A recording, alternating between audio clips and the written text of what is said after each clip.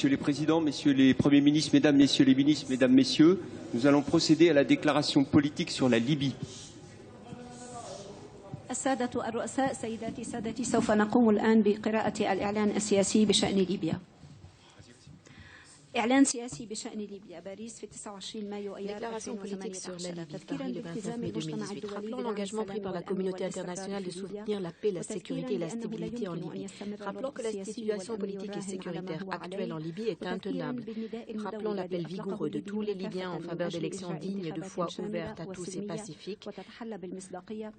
Conformément à l'accord politique libyen, APR, du 17 décembre 2015, conformément à la feuille de route politique sans exclusive présentée aux Nations Unies le 20 septembre 2017 et entérinée par la communauté internationale,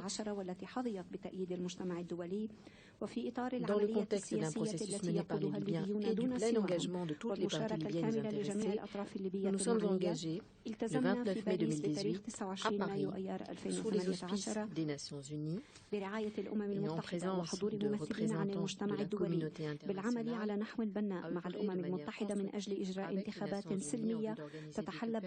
des élections dignes de foi et pacifiques et à en respecter les résultats lorsqu'elles auront eu lieu.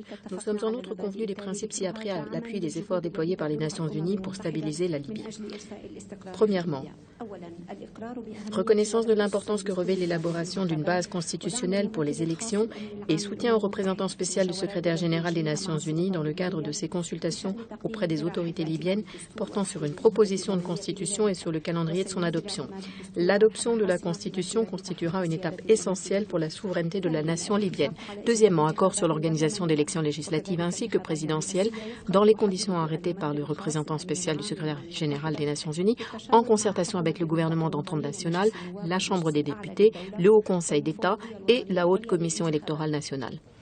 Les partis se sont engagés à mettre en place leur base constitutionnelle pour les élections et à adopter les lois électorales nécessaires d'ici le 16 septembre 2018, ainsi qu'à tenir les élections parlementaires et présidentielles le 10 décembre 2018. Ces élections devront avoir été bien préparées avec l'ensemble des institutions libyennes afin de promouvoir l'objectif partagé de stabiliser et d'unifier la Libye.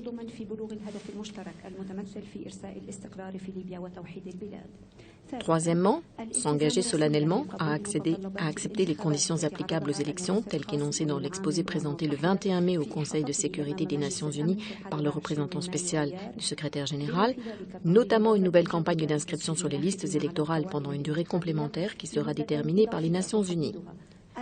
Les dirigeants libyens s'engagent à accepter les résultats des élections et à veiller à ce qu'un financement approprié et des dispositions solides en matière de sécurité soient mises en place.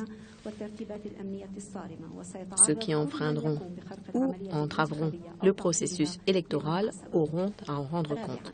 Quatrièmement, accord en vue d'œuvrer de manière constructive avec les Nations Unies pour faire en sorte que les conditions requises en matière technique, législative, politique et de sécurité soient réunies pour des élections nationales, notamment l'adoption et la mise en œuvre de la législation électorale requise par la Chambre des députés, conformément au calendrier adopté, et le mécanisme de concertation avec le Haut Conseil d'État convenu dans le cadre de l'accord politique libyen. Cinquièmement, les forces de sécurité libyennes, avec le soutien approprié et la coordination des Nations Unies ainsi que des organisations régionales et de la communauté internationale, seront chargées de garantir le processus électoral et l'exercice du droit de tous les Libyens d'exprimer pacifiquement et démocratiquement leur volonté quant à l'avenir de leur pays. Aucune obstruction ni ingérence dans le processus de vote ne sera tolérée et les personnes responsables auront à en rendre compte. Sixièmement, engagement d'améliorer le climat en vue des élections nationales par tous les moyens possibles, notamment en transférant le siège de la Chambre des députés conformément à la déclaration constitutionnelle et de mettre fin progressivement à l'existence du gouvernement et des institutions parallèles et pour la Chambre des députés et le Haut Conseil d'État de s'employer immédiatement à unifier la Banque centrale de Libye et d'autres institutions.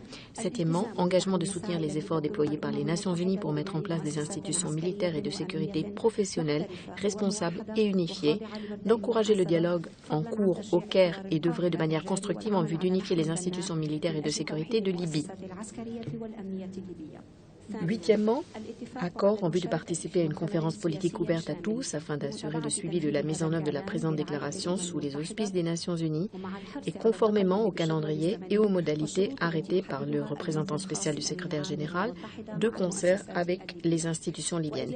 Alors que les dirigeants libyens prennent ces engagements, la communauté internationale est unie dans son soutien à tous les Libyens qui œuvrent de manière constructive avec les Nations Unies en vue d'élections nationales dignes de foi, sûres et pacifiques et aspirent à bâtir un avenir plus prospère pour le peuple de Libye grâce à des réformes appropriées et substantielles de leur modèle économique.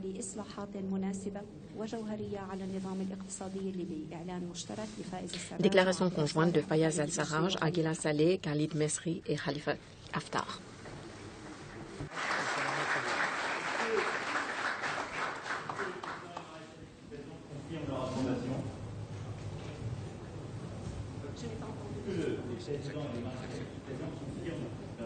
هل الرؤساء الثلاثة وحضرة المشير تؤيدون ذلك؟ Est-ce que les trois présidents et monsieur le maréchal sont d'accord? Oui, tout à fait. وهل هناك اختلاف في الرأي من المجتمع الدولي الحاضر هنا؟ إذن الكل يعمل على هذا الأساس. ممتاز.